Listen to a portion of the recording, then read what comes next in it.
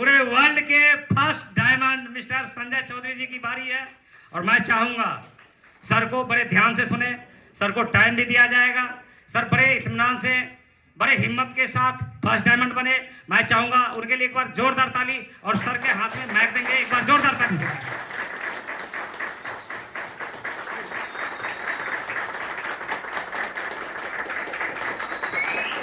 Thank you so much. देखिए, मैं अपनी बात को शुरू करने से पहले मैं ऊपर वाले से दुआ करता हूँ, 2 लाइन हमेशा करता हूँ। आप लोग जानते होंगे जो डायरेक्टली इनडायरेक्टली मेरी मीटिंग या सुने होंगे, मैं हमेशा कहता हूँ कि S3S आप हम सब के वर्षों का जो हमने प्रार्थना की है, तपस्या की है, दुआएं मांगी है, तो ईश्वर ने उन दुआओं के बदले में जो चीज़ दुआओं के बदले मांगते हैं ईश्वर से, उसको पूरा करने के लिए S3S जैसा प्लेटफॉर्म दिया है। तो मैं ऊपर वाले से यही दुआ करता हूँ कि जिंदगी दी है तूने तो जीने का हुनर दे। जिंदगी दी है तूने, जीने का हुनर दे। पैर बख्शे है तूने, तौफीके सफर दे।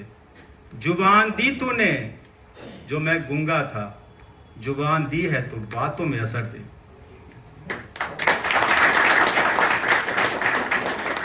मेरा मानना है कि हम सब कुछ भी करते हैं ऊपर वाले की प्रेरणा से करते हैं। उनकी इच्छा होती है तो हम सांस भी लेते हैं, उनकी इच्छा होती है तो हम सांस भी नहीं लेते हैं। तो जो भी हो रहा है, जो कुछ भी होगा ईश्वर की मर्जी से होगा। तो आज हम सब मानते हैं कि आज हम सब यहाँ जो इकट्ठा हुए हैं, ये ऊपर वाले की मर्जी है, ऊपर वाले की इच्छा है। और आज मैं आपसे 2-3 पॉइंट ही बात करूंगा। टाइम ज्यादा हो गया है, सर लोग भी हैं। और वो 2-3 पॉइंट क्या है, जैसे आप मार्केट में जाते हैं तो या आप खुद सोचते हैं कि नेटवर्क मार्केटिंग में लोग जुड़ने का काम या नेटवर्क मार्केटिंग को हेट दृष्टि से लोग देखने का काम करते हैं। क्यों करते हैं? फैक्ट क्या है, जब हमारे पास इंफॉर्मेशन रिच होगा तो हमारे पास में धन भी रिच तरीके से आएगा। जब हमारे पास में इंफॉर्मेशन लेस होगा तो हमारे पास में कंफ्यूजन ज्यादा आएगा। तो हम आज जो मैं बात करूंगा आपसे, एक फैक्ट्स पर बात करूंगा जो दुनिया में हो क्या रहा है और हम क्या करते हैं और हम क्या हैं। अगर एक शब्द में बोलूं तो हु एम आई, मैं कौन हूं। 84 लाख जोनियों के बाद मानव जोनी मिला है। ईश्वर ने दिया है, खुदा ने दिया है, अल्लाह ने दिया, जिसको भी हम सब मानते हैं। अगर उन्होंने, ईश्वर ने जो हमें मानव जीवन दिया है तो उसका कुछ न कुछ पर्पस होगा। कभी हमने सोचा है कि मैं कौन हूं? सोचे हैं? नहीं सोचे हैं। तो एक बार व्यवहारिक तौर पर, मैं स्पिरिचुअल तौर पर बात नहीं करूंगा, व्यवहारिक तौर पर बात करूंगा कि हम क्या हैं, हमें क्या करना चाहिए। और लास्ट में आपको ये फील होगा, गर्व करेंगे कि हम लोग राइट टाइम पर में, राइट प्लेटफॉर्म पर में, राइट पर्सन के साथ हैं। आगे हम स्लाइड को आगे बढ़ाते हैं, उसके बाद आगे बात करते हैं कि दुनिया में हो क्या रहा है। अब देखिए इसमें क्या लिखा हुआ है, हु एम आई, मैं कौन हूं। आप जानते हैं पूरे दुनिया की आबादी कितनी है? लगभग 800 करोड़, 8 अरब। मतलब अगर वैसे देखा जाए डेटा बाय, तो 780 करोड़ लोग पूरी दुनिया में हैं।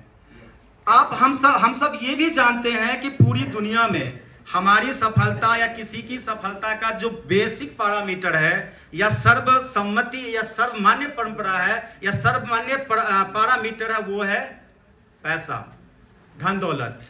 एम आई राइट? देखिए, आप लोग रिप्लाई करेंगे तो मुझे लगेगा कि मैं अपने फैमिली वालों के बीच बात कर रहा हूं। एम आई राइट? आप देख रहे हैं पूरी दुनिया में 780 करोड़ लोग हैं। अगर दौलत के हिसाब से अगर देखा जाए तो 780 करोड़ लोग ऐसे नीचे दिखेंगे, एक बॉटम लाइन में होंगे। उसमें से कोई एक आदमी होगा जो सबसे टॉप पर होगा। एम आई राइट?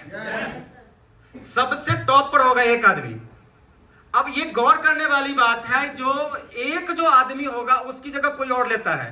जैसे कुछ दिन पहले बिल गेट्स थे, उसके बाद कोई और आया, उसके बाद कोई और आया, richest person on the world की बात मैं कर रहा हूं। तो कोई ना कोई उसका जगह को रिप्लेस करेगा, उसकी जगह को लेगा, लेकिन रहेगा एक ही, टॉपर तो एक ही रहेगा।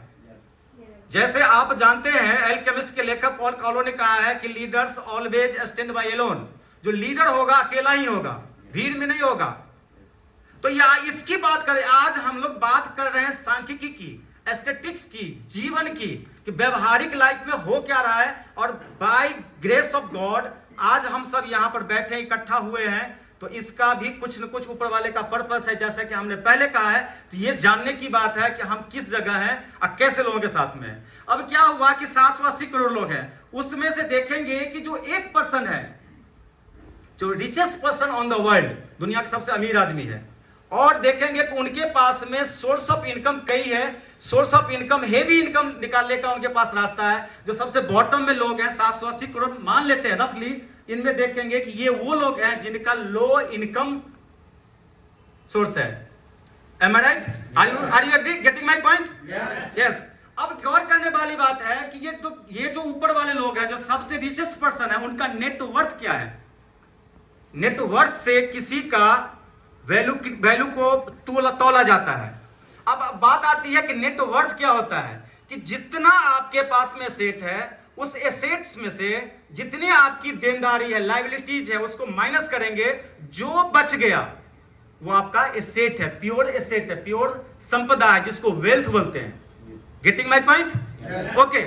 अब यहां देखेंगे ऊपर वाले के पास में जो भी है, जो रिचेस्ट पर्सन है उनके पास जो भी हो, बॉटम वाले के बारे में देखिए, 780 करोड़ लोगों के बारे में बात करते हैं। अगर इनका नेटवर्थ निकाला जाए तो निगेटिव में जाता है। ये मैं नहीं बोल रहा हूं, गो टू गूगल में जाके आप सर्च करेंगे तो ये मिलेगा। मैं आज फैक्ट पर बात कर रहा हूं। जोश खरोश तो होगा ही, लेकिन जैसे जैसे हमारे पास में इंफॉर्मेशन, सॉलिड इंफॉर्मेशन होगा, तो सामने किसी के पास जाएंगे तो हम अपने एजुकेशन के माध्यम से, इंफॉर्मेशन के माध्यम से उनको जवाब सही तरीके से दे सकते हैं। Are you getting my point? Okay. अब देखेंगे यहां पर में कि ये जो नेटवर्थ है, क्या हुआ कि हमारे पास जितना धन दौलत है, चाहे चल संपत्ति हो, अचल संपत्ति, उसमें से देनदारी जितनी है हटा करके जो बचता है वो हमारा एसेट है। गौर करने वाली बात यह भी है कि इंटरेस्टिंग बात यह है कि 8 रिचेस्ट पर्सन का जो नेटवर्थ है पूरे आधी दुनिया की आबादी के बराबर है, सिर्फ 8 लोगों का। गौर कर रहे हैं बात आप? गौर कर रहे हैं कि 8 richest person on the world जो लोग हैं, उनकी जितना नेटवर्थ है पूरे दुनिया की आबादी में से आधा लोगों की जो जितना नेटवर्थ होगा उतना सिर्फ 8 लोगों का है। कुछ तो कारण होगा। आप देख रहे हैं यहां पर में कि 780 करोड़ लोगों के पास में लो इनकम है, और ये 8 लोगों के पास इतनी दौलत है जो आधी दुनिया की आबादी का दौलत या नेटवर्थ को एक तरफ कर दीजिए, 8 लोगों को एक तरफ कर दीजिए। आगे बढ़ते अगला पॉइंट क्या है कि नेटवर्थ जो है आप देख रहे हैं कि the net worth of 8 richest people of the world is equal to net worth of half population of the world. अब समझिए सिर्फ 8 आदमी के पास में इतनी दौलत है जितना आधे दुनिया में जितने आधे आबादी के लोग हैं ना, उनका आधा आबादी वाले का जितने पास दौलत है सब मिला करके सिर्फ 8 आदमी के पास है। इंटरेस्टिंग फैक्ट एक।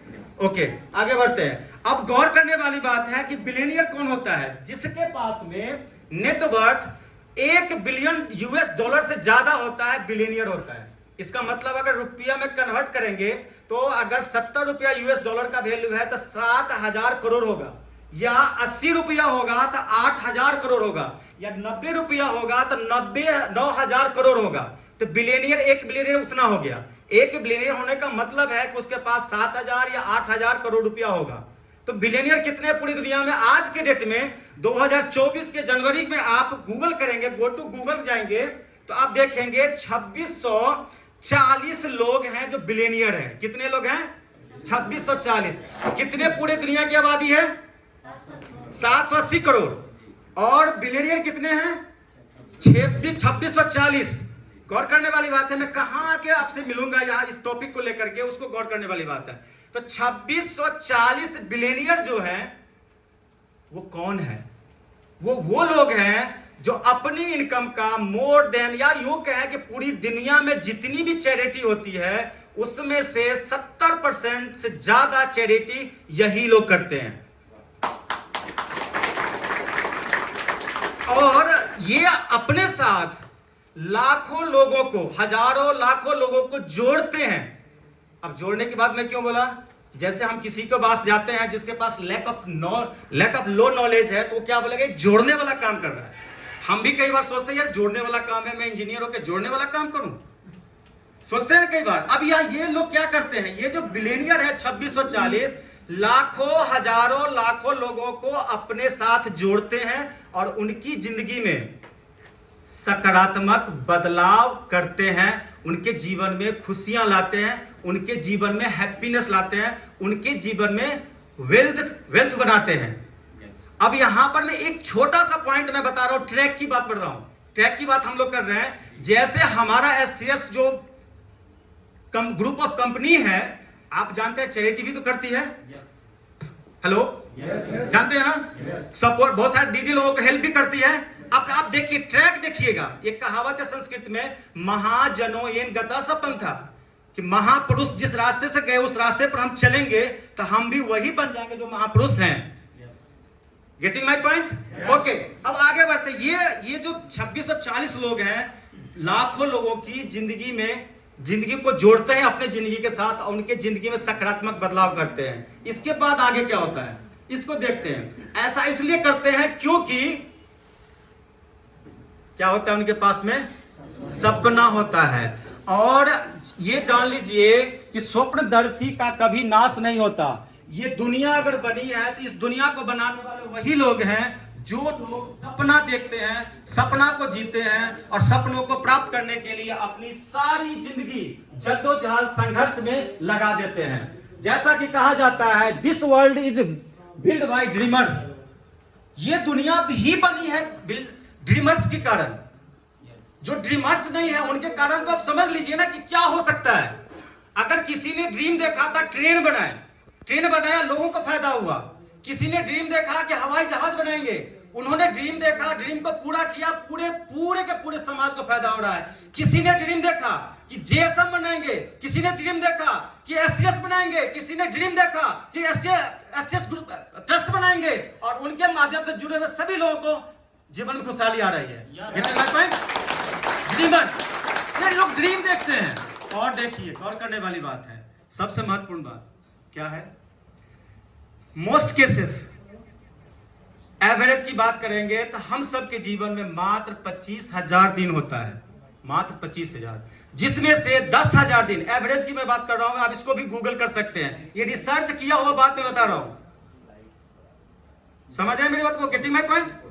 तो ये आप गौर करेंगे कि 25,000 दिन होता है। उस 25,000 दिन में से लगभग 10,000 दिन लोग अपनी जिंदगी को यूं ही गंवा दिए होते हैं ये समझने में कि हम इस दुनिया में क्यों आए थे, ईश्वर ने हम इस दुनिया में क्यों भेजा, हमें क्या करना है। सिर्फ इस चीज को आइडेंटिफाई करने में एवरेज लोग 10,000 दिन गंवा देते हैं। बचा 15,000 में से 5,000 दिन यूं ही फिजूल का है। उस समय तो हम कुछ भी नहीं कर सकते, एज फैक्टर भी होगा, बहुत सारी बात होगी। तो बचा कितना हमारे पास में?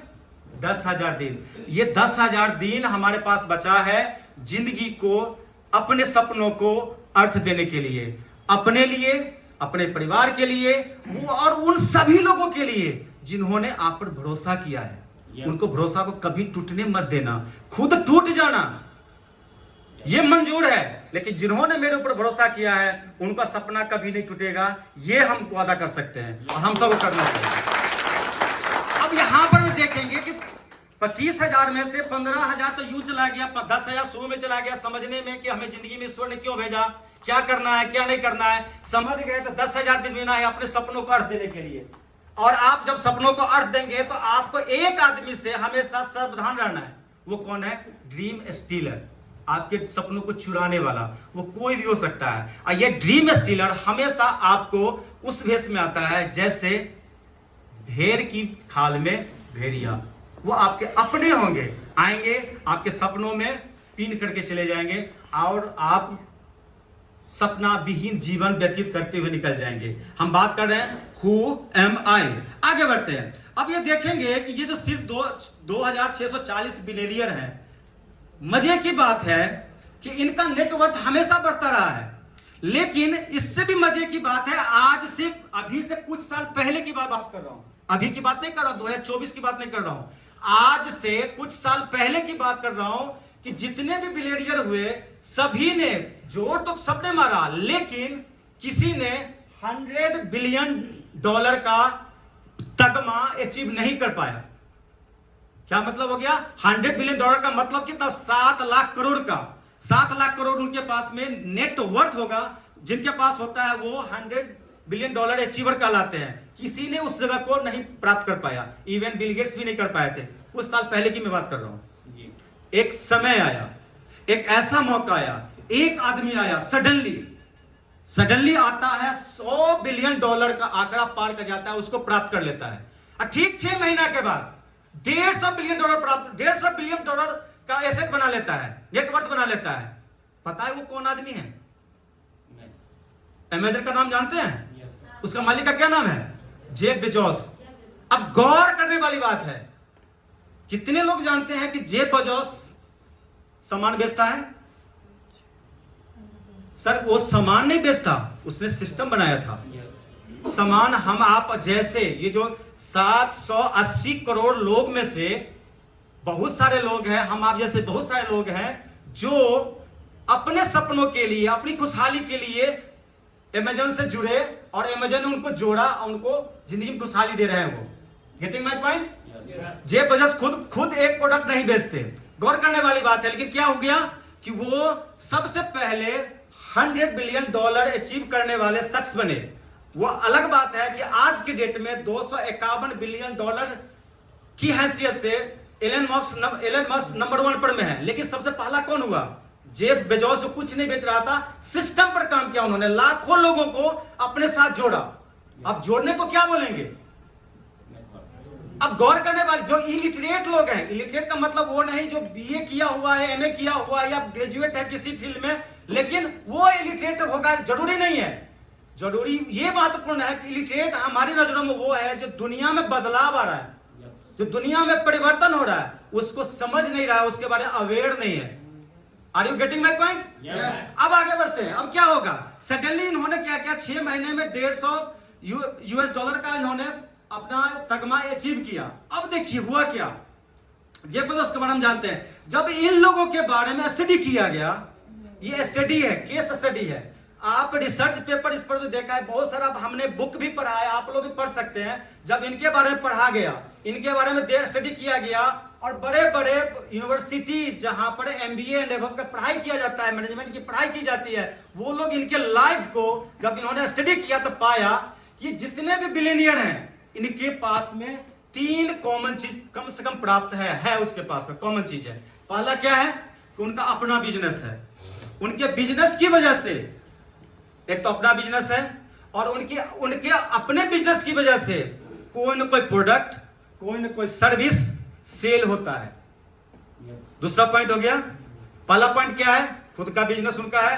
दूसरा पॉइंट है कि उनके बिजनेस की वजह से कोई ना कोई प्रोडक्ट, कोई ना कोई सर्विस सेल होता है, बिकता है। उसके बाद उन्होंने बहुत सारे लोगों को अपने साथ जोड़ा ही नहीं, उनके जीवन में जोड़ने के बाद उनके जीवन को बदला। इसी को क्या बोलते हैं हम आप? नेटवर्क। अब यहां पर में हम आप 780 करोड़ लोगों के भीड़ में भटक रहे हैं और लेक्चर क्या देते हैं कि जोड़ने का काम है। भाई मैं जोड़ूंगा नहीं, मत जोड़ो भाई। जो जोड़ा वो कहां पर में है?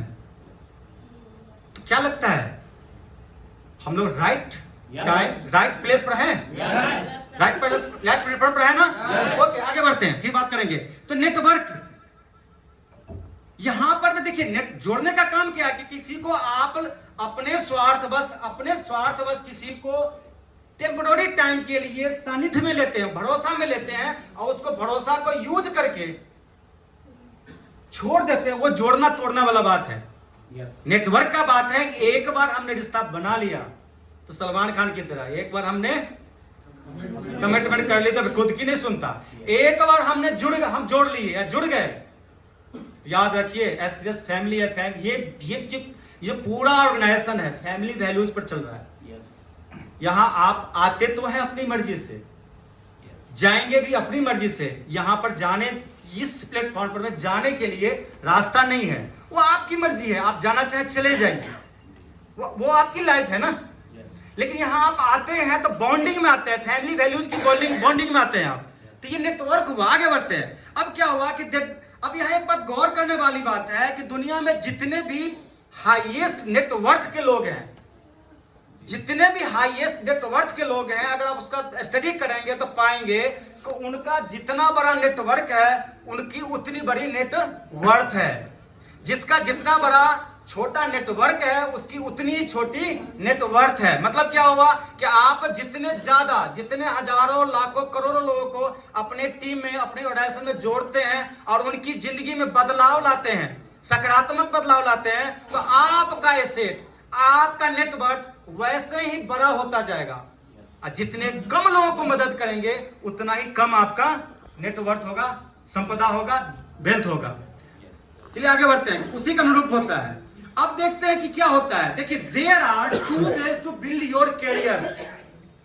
अब हमारे पास हम लोग किस कैटेगरी में, 780 करोड़ वाले में है या 8+ लोगों वाले में है? हेलो, हम लोग किस कैटेगरी में है? 780 करोड़ वाले में है ना। अब गौर कर, हमारे पास 2 ऑप्शन है, या तो हम वर्क करें या हम नेटवर्क बिल्ड करें। अब यहां गौर करने वाली बात है, जो ऑर्डिनरी पीपल होते हैं, जो सामान्य लोग होते हैं, वो वर्क करते हैं। मैं वर्क को क्रिटिसाइज नहीं कर रहा, छोटा छोटा वर्क करके बड़ा वर्क किया जा सकता है, लेकिन अपना काम करते हुए नेटवर्क भी बिल्ड कर सकते हैं। और जो कॉमन लोग हैं, जब मैं कर रहा हूं बात, जो कॉमन लोग हैं, जो ऑर्डिनरी पीपल हैं, वो सिर्फ वर्क करते हैं। जो ड्रीमर्स हैं, जो एक्स्ट्रा ऑर्डिनरी पर्सन हैं, जैसे आप, हम सब एक्स्ट्रा ऑर्डिनरी है ना। तो क्या चाहिए, एक एक्स्ट्रा ऑर्डिनरी हम सब हैं तो कुछ होना चाहिए कि नहीं चाहिए? तो कर लीजिए एक बार कस के।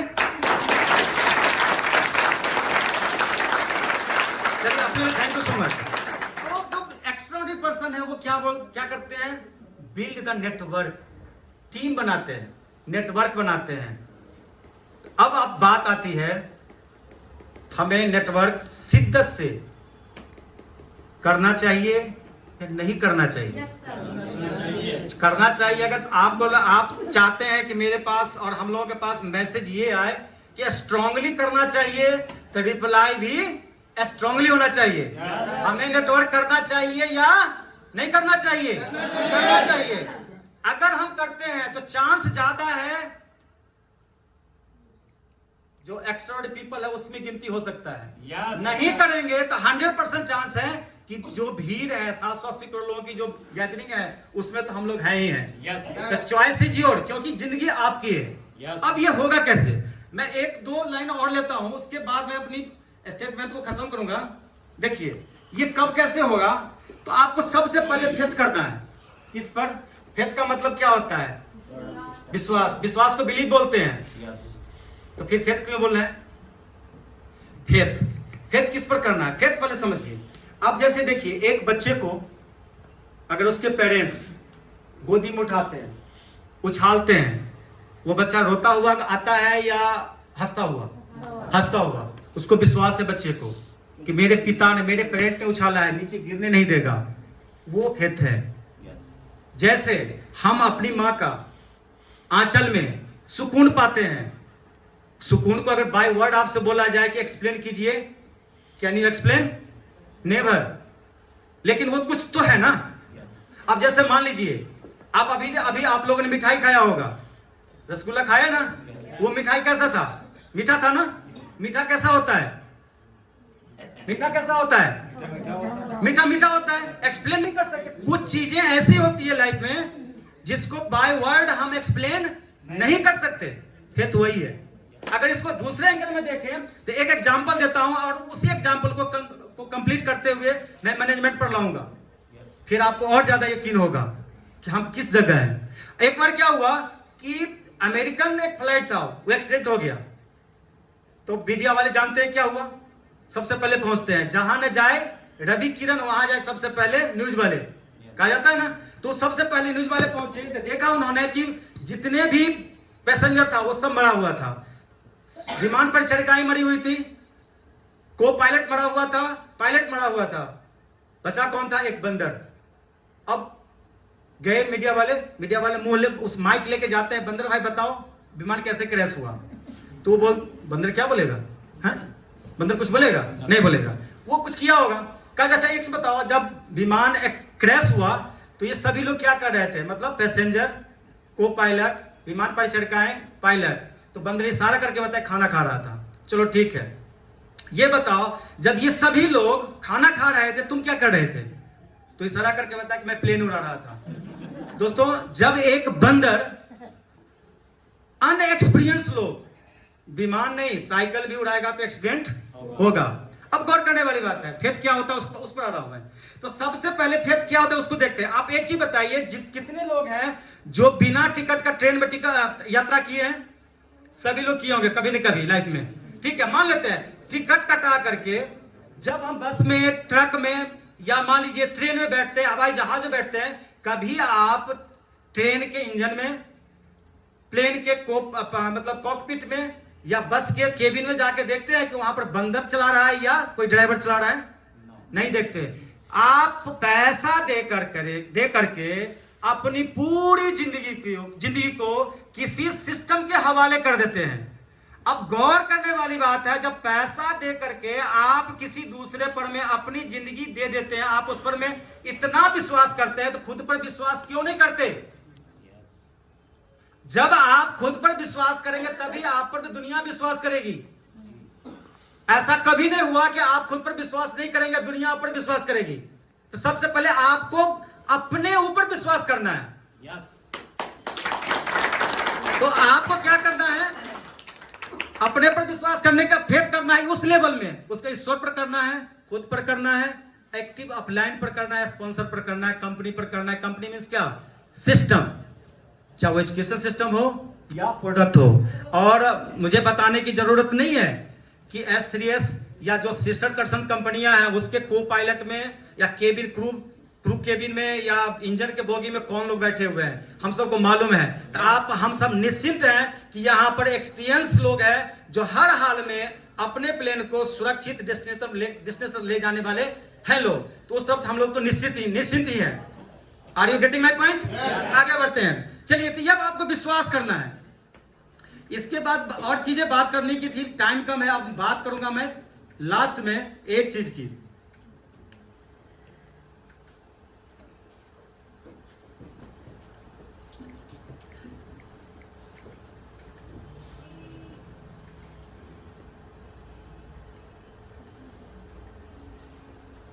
आगे बढ़ गए ना, अच्छा इधर से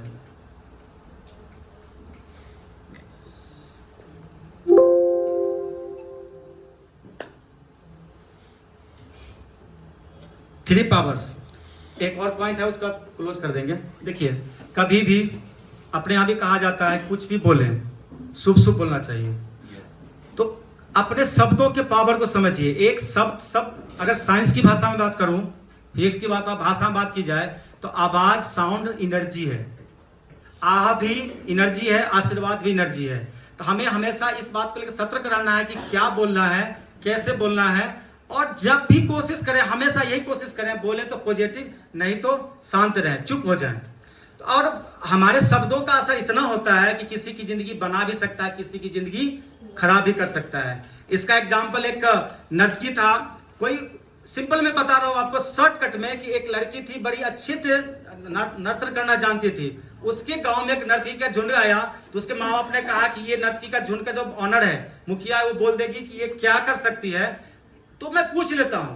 तो उसके माँ बाप ने कहा कि ये मेरी बेटी नाचना जानती है, नर्तक बनना चाहती है, कैसा नाचती है। नाच देखने के बाद वो नर्तकी बोली कोई खास नहीं है। ठीक है, खास नहीं है। अब इतना बोल के तो चली गई।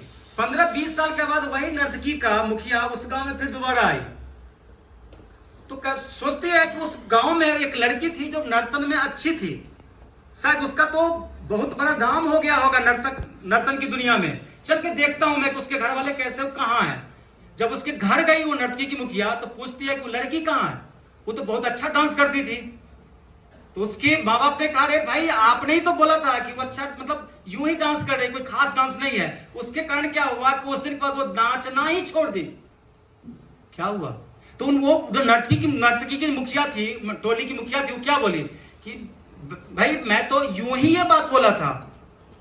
अब सोचिए, उस नर्तकी की मुखिया ने तो यूं ही बोल दिया, और उसके द्वारा बोला हुआ यूं ही शब्द किसी का जिंदगी, किसी का कैरियर खत्म कर दिया। यस, सब तुम्हें पावर है।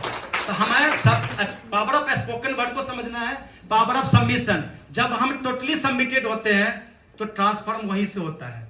ऐसा नहीं होगा कि कोई भी जमीन में कहेगा कि देखो भाई मैं 2 दिन जमीन में रहूंगा, 4 दिन ऊपर रहूंगा, 2 दिन जमीन में रहूंगा, 4 दिन ऊपर रहूंगा, मैं पौधा बन जाऊं। ऐसा होता है क्या? नहीं होता। जब हम पूरी तरह से किसी सिस्टम में, अगर मैं बात करूं अपनी सिस्टम की, जब आप इस सिस्टम में पूरी तरह से सबमिटेड हो जाएंगे, समर्पित हो जाएंगे, तो आप डायमंड तो बन ही जाएंगे। ये तो जस्ट नथिंग है।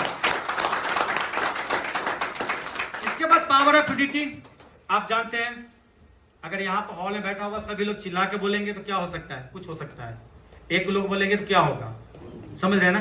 पावर है यूनिटी में। अब इंडिविजुअल में कोई पावर नहीं है, तो हमें यूनाइटेड रहना है। इसके बाद लास्ट में आ रहा हूं मैं। देखिए कायदा रूल्स की बात करेंगे। अब यहां पर मैं बात करता हूं स्पिरिचुअल फुलफिलमेंट की। कभी हमने सोचा है कि जब हमारे पास करने के लिए कुछ नहीं होगा तो हम क्या करेंगे? नहीं सोचा, क्योंकि 780 करोड़ की भीड़ में हम लोग हैं। सोचिए, वो 8 लोग अपने नेटवर्क का 70% ज्यादा क्या करते हैं? चैरिटी करते हैं। हम अब क्या करते हैं? यू अंडरस्टूड बात है, बताने की जरूरत नहीं है। तो जीवन, एक्चुअल जीवन तब शुरू होता है जब पैसा के लिए आप काम नहीं करते, पैसा आपके लिए काम करते हैं, मींस आप पर्पस के लिए काम करते हैं, तभी से रियल लाइफ स्टार्ट होती है। रही बात आगे की, तो देखिए अब दीपावली में हम लोग क्या लिखते हैं? शुभ लाभ लिखते हैं ना, उसी पर आ रहा हूं। देखिए एक चीज और रखेंगे, पावर ऑफ यूनिटी की। जब हजारों लोगों को लगे, जब हजारों लोगों को आपके बारे में सोच करके हौसला या ताकत मिले, तो समझ लीजिए आप एक जंग जीत सकते हैं। लेकिन हजारों लोगों को ये लगे कि आप उसके पीछे हैं, इस बात से उसको हौसला और ताकत मिलती है, तब दुनिया का हर जंग जीत सकते हैं। आपको लीडर ऐसे बनना है, मेंटर ऐसे बनना है, जो आपका पूरा व्यक्तित्व अपाद मस्तक, जिसको नक्श सिख बोलते हैं, सुचितापूर्ण हो, गरिमापूर्ण हो, कैरेक्टर वाइज आप व्हाइटेस्ट हो। आपका कमिटमेंट अगर निकल जाए मुंह से, तो सामने वाला कहे कि इनके द्वारा बोला गया है तो होगा ही।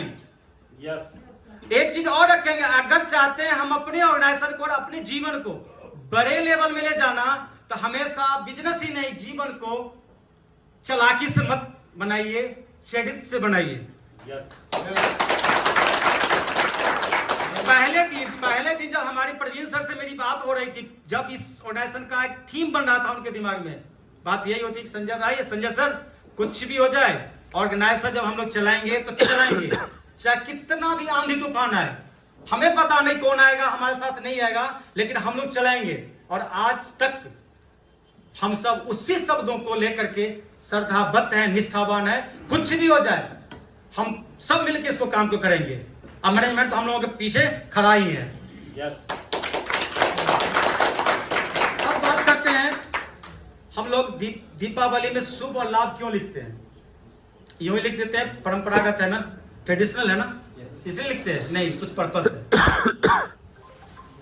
देखिए, शुभ लाभ का मतलब ये होता है, हम जीवन में कुछ भी करते हैं तो विशुद्ध होना चाहिए, किसी की उसमें आह नहीं होनी चाहिए। किसी के द्वारा आप इनकम करते हैं, कुछ अर्न करते हैं, उसमें किसी तरह का मैनिपुलेशन नहीं होना चाहिए। अब जैसे यहाँ पर लिखा हुआ है, जो हम लोगों का जो चित्रण है कि दूसरों को मारकर या छीन कर खाना विकृति है। मैं अपना खाऊं, आप अपना खाएं, ये प्रकृति है। और वो खाकर सोए, वो खाकर सोए, इसकी चिंता कर खुद खाना हमारी संस्कृति है। और इसका जीता जागता उदाहरण हमारा एसटीएस परिवार है। जब अभी अगस्त में, जुलाई अगस्त में हिंडन में बाढ़ आई थी, तो एसटीएस गुरुकुल में बहुत सारे लोग बहुत दिनों तक उनकी सेवा की गई थी। तो चिंता देखिए, तो हम यहाँ जो भी इनकम करते हैं विशुद्ध शुद्ध होता है, इसमें किसी तरह का मैनिपुलेशन नहीं है, एकदम प्योर, एकदम पाक, एकदम पवित्र हमारा इनकम है। वो इनकम सजदा करने लायक है, वो इनकम पूजा करने लायक है। तो आप उस प्लेटफॉर्म में है जहां पर में आपका जो आय होने वाला है उतना विस्तृत है, जिस इनकम को आप सजदा कर सकते हैं।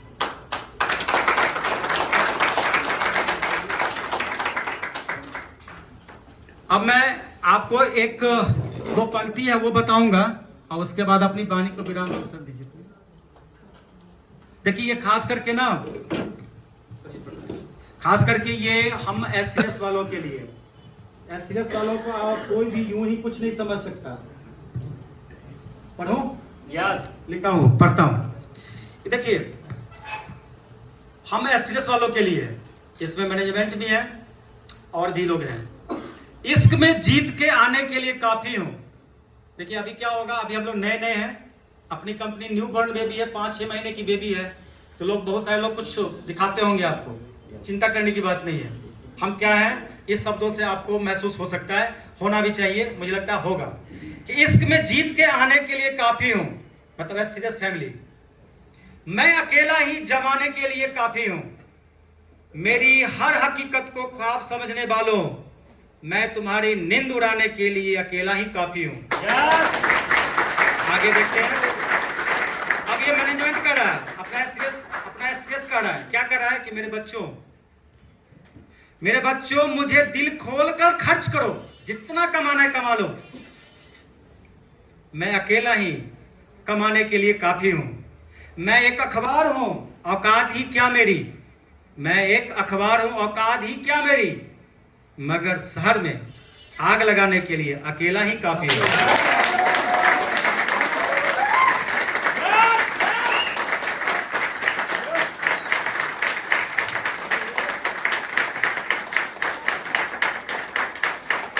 इन्हीं शब्दों के साथ मैं आप सबको तहे दिल से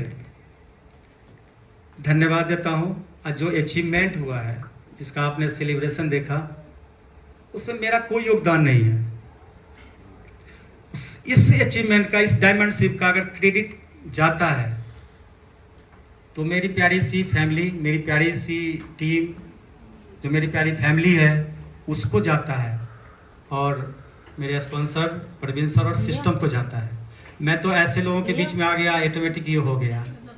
yes, yes, thank you so much.